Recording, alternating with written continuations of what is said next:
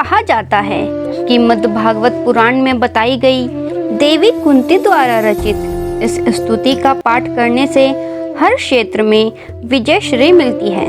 साथ ही अनेक मनोकामनाओं की पूर्ति भी होने लगती है। भगवान श्री कृष्ण उत्तरा के गर्भ में परीक्षित महाराज की रक्षा करने के बाद जब द्वारका जाने लगे तो मार्ग में माता कुंती आ जाती हैं, जो कृष्ण जी की बुआ लगती हैं। इन्होंने रथ को रोक दिया। भगवान रथ से उतरे और बुआ को प्रणाम किया। कुंती ने भगवान कृष्ण की स्तुति की।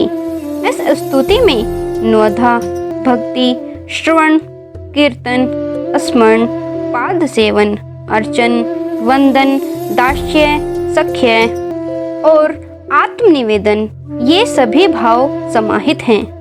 कुंती कहती है, हे कृष्ण, हे वासुदेव, हे देवकी नंदन, हे नंद के लाला, हे गोविंद, आपको मेरा प्रणाम।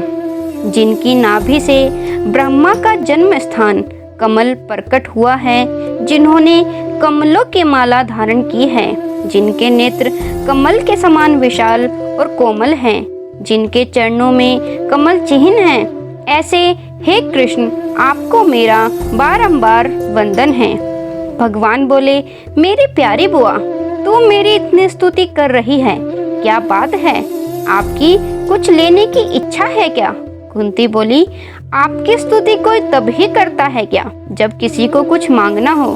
कृष्ण कहते हैं, हाँ बुआ, संसार में तो यही देखने में आता है। तब कुंती कहती है, अच्छा मैं मांगू तू देगा ना? देख कहीं तेरा हाथ देते देते न रुक जाए। अब भगवान सोच में पड़ गए, मेरी बुआ पता नहीं क्या मांग लेगी और मैं दे भी पाऊंगा या नहीं। तब माता कुंती क्या मांगती है, हे कान्हा, तू मुझे कुछ देना चाहता है तो मुझे दुख दे दे। भगवान बोले कि बुआ ये क्या मांग रही है? संसार तो मुझसे सुख की कामना करते करते थकता नहीं है, और एक तू है जो दुख मांग रही है।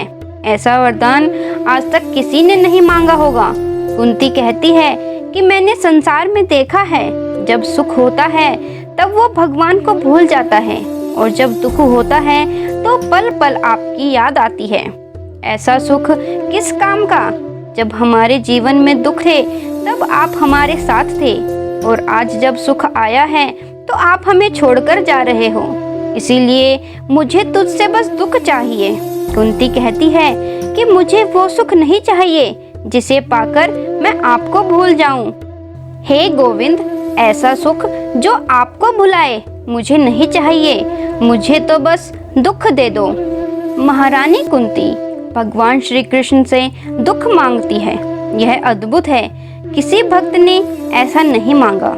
किसी ने राज्य मांगा, किसी ने मोक्ष मांगा, किसी ने भगवान की सेना मांगी, किसी ने भगवान को ही मांग लिया। किंतु महारानी कुंती कहती है, हे जगत गुरु, हमारे जीवन में हमेशा जहाँ जहाँ हम जाएं विपत्तियाँ आती रहें, जिससे आपके दर्शन हो और इस संसार का भव का दर्शन नहीं हो, जन्म मृत्यु के चक्र में नहीं पड़ना पड़े।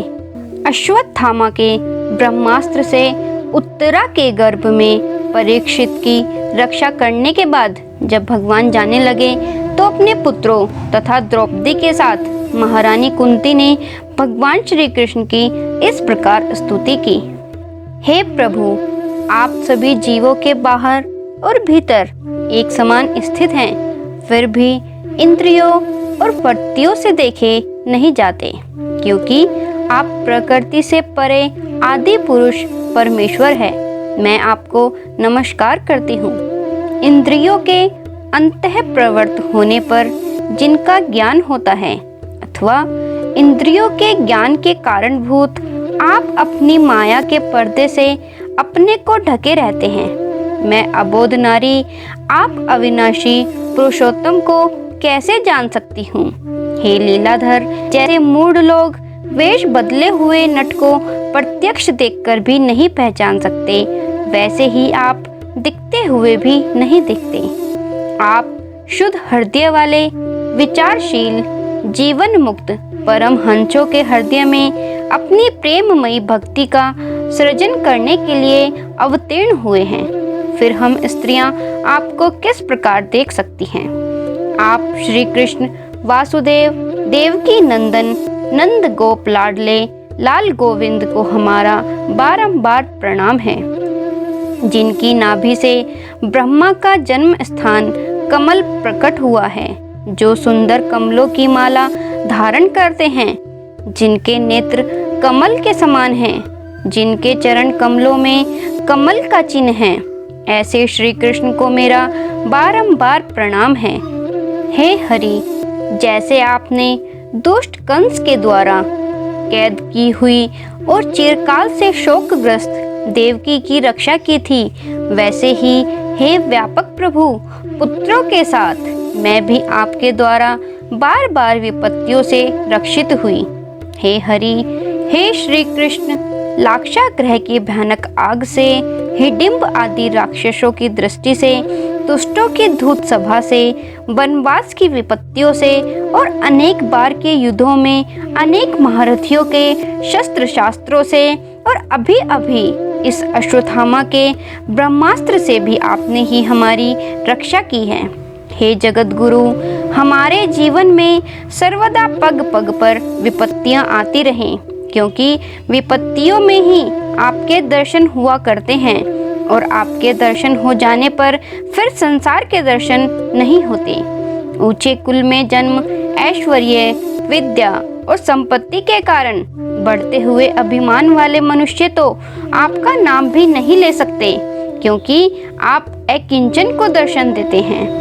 हे निर्धनों के परम एवं एकमेव धन, माया प्रपंच के स्पर्श से भी परे, स्वयं में रमण करने वाले परम शांत स्वरूप, मोक्ष के अधिपति, आपको मैं बारंबार नमस्कार करती हूँ। आपको अनादि अनंत सर्वव्यापक सबके नियंता काल रूप परमेश्वर समझती हूँ। संसार के समस्त पदार्थ और प्राणी आपस में टकराकर विषमता के कारण परस्पर विरुद्ध हो रहे हैं, परंतु आप सब में समान रूप से विचर रहे हैं। भगवान, जब आप मनुष्यों जैसी लीला करते हैं तब आप क्या करना चाहते हैं यह कोई नहीं जानता। आपका कोई न कभी प्रिय है न अप्रिय है।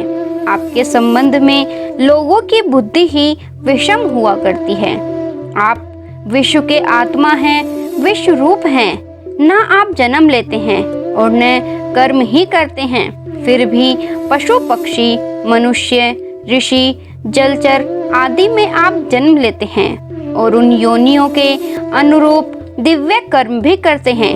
यह आपकी लीला ही तो है। जब बचपन में आपने दही की मटकी फोड़कर यशोदा मैया को खिला दिया था और उन्होंने आपको बांधने के लिए हाथ में रस्सी ली थी, तब आपकी आंखों में आंसू छलक आए थे, काजल कपोलों पर बह चला था, नेत्र चंचल हो रहे थे और भय की भावना से आपने अपने मुख को नीचे झुका लिया था। आपकी उस दशा का लीला छवि का ध्यान करके मैं मोहित हो जाती हूँ। भला जिससे भय भी भय मानता हो उसकी यह दशा। आपने अजन्मा होकर भी जन्म क्यों लिया है, इसका कारण बतलाते हुए कोई महापुरुष यूँ कहते हैं कि जैसे मल्याचल की कीर्ति का विस्तार करने के लिए उसमें चंदन प्रकट होता है, वैसे ही अपने प्रिय भक्त पुण्य श्लोक राजा यदु की कीर्ति का विस्तार करने के लिए ही आपने उनके वंश में अवतार ग्रहण किया है। दूसरे लोग यो कहते हैं कि वसुदेव और देवकी ने पूर्व जन्म में आपसे यही वरदान प्राप्त किया था, इसीलिए आप अजन्मा होते हुए भी जगत के कल्याण और दैत्यों के नाश के लिए उनके पुत्र बने हैं। कुछ और लोग यूँ कहते हैं कि यह पृथ्वी दैत्यों के अत्यंत भार से समुद्र में डूबते हुए जहाज की तरह डगमगा रही थी, पीड़ित हो रही थी। तब ब्रह्मा की प्रार्थना से उसका भार उतारने के लिए आप प्रकट हुए। कोई महापुरुष यूँ कहते हैं कि जो लोग इस संसार में अज्ञान, कामना और कर्मों के बंधन में जकड़े हुए पीड़ित हो रहे हैं, उन लोगों के लिए श्रवण और स्मरण करने योग्य लीला करने के विचार से ही आपने अवतार ग्रहण किया है। भक्तजन बार बार आपके चरित्र का श्रवण, गान, कीर्तन एवं स्मरण करके आनंदित होते रहते हैं। वे ही अविलंब आपके उस चरण कमल का दर्शन कर पाते हैं जो जन्म मृत्यु के प्रवाह को सदा के लिए रोक देता है। भक्त वांछा कल्पतरु प्रभु, क्या अब आप अपने आश्रित और संबंधी हम लोगों को छोड़कर जाना चाहते हैं? क्या आप जानते हैं कि आपके चरण कमलों के अतिरिक्त हमें और किसी का सहारा नहीं है? पृथ्वी के राजाओं के तो हम यूं ही विरोधी हो गए हैं। जैसे जीव के बिना इंद्रियां शक्तिहीन हो जाती हैं, वैसे ही आपके दर्शन बिना यदुवंशियों के और हमारे पुत्र पांडवों के रूप और गुण का अस्तित्व ही क्या रह जाता है। हे गदाधर, आपके विलक्षण चरण चिन्हों से चिन्हित यह कुरु जांगल देश की भूमि आज जैसी शोभायमान हो रही है, वैसी आपके चले जाने के बाद नहीं रहेगी। आपकी दृष्टि के प्रभाव से ही यह देश पकी हुई फसल तथा लता वृक्षों से समृद्ध हो रहा है। ये वन, पर्वत, नदी और समुद्र भी आपकी दृष्टि से ही वृद्धि को प्राप्त हो रहे हैं। आप विश्व के स्वामी हैं, विश्व के आत्मा हैं और विश्व रूप हैं। यदुवंशियों और पांडवों में मेरी बड़ी ममता हो गई है। आप कृपा करके स्वजनों के साथ जोड़े हुए इस स्नेह की दृढ़ फांसी को काट दीजिए। श्री कृष्ण जैसे गंगा की अखंड धारा समुद्र में गिरती रहती है, वैसी ही मेरी बुद्धि किसी दूसरे ओर न जाकर आपसे निरंतर प्रेम करती रहे। श्री कृष्ण अर्जुन के प्यारे सखा, यदुवंश शिरोमणि, आप पृथ्वी के भार रूप राजवेशधारी दैत्यों को जलाने के लिए अग्नि रूप हैं। आपकी शक्ति अनंत है। गोविंद, आपका यह अवतार गो, ब्राह्मण और देवताओं का दुख मिटाने के लिए ही है। योगेश्वर, चराचर के गुरु भगवान, मैं आपको नमस्कार करती हूँ। कुंती स्तुति के इस अर्थ को समझकर इसका पाठ करने से भगवान श्री कृष्ण में भक्ति प्रबल होती है एवं उनकी कृपा हमेशा प्राप्त होती है। ओम श्री कृष्ण गोविंदाय नमः। आशा है आपको ये वीडियो पसंद आई होगी।